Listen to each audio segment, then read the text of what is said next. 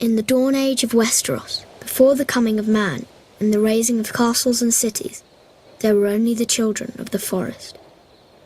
Little is known of them now, but it is said they were small in stature, dark and beautiful, and no taller than children when grown to manhood. They lived in the depths of the forests and hidden villages, crannogs and caves. They hunted with weirwood bows and armed themselves with blades of obsidian.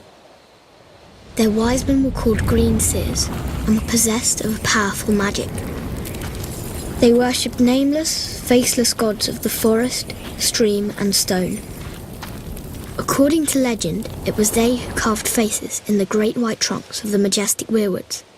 Their deep-cut eyes were red with sap and ever watchful. 12,000 years ago, the first men came from the eastern continent, crossing a land bridge called the Arm of Dawn.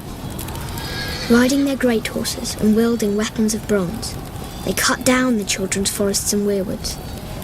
A terrible war raged between the children and the first men that lasted for centuries. At long last, the two races sought an end to the years of horror and bloodshed. They met on a small isle in the centre of a great lake called the God's Eye. It was there they forged the pact.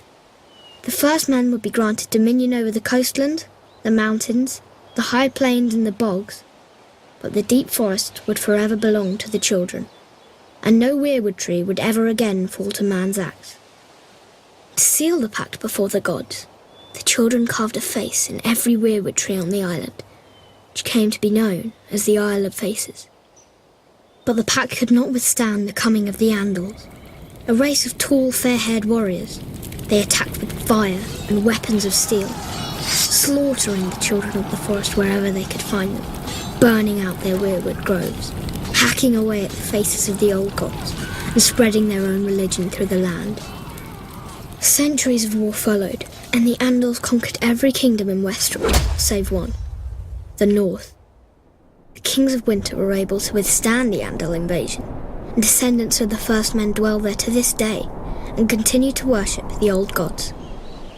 As for the children of the forest, those who survived the slaughter were said to have fled far north and have not been seen again. Most assume they're long dead, and some don't believe they ever existed. They live on only through song and legend, and in the faces of the weirwood trees.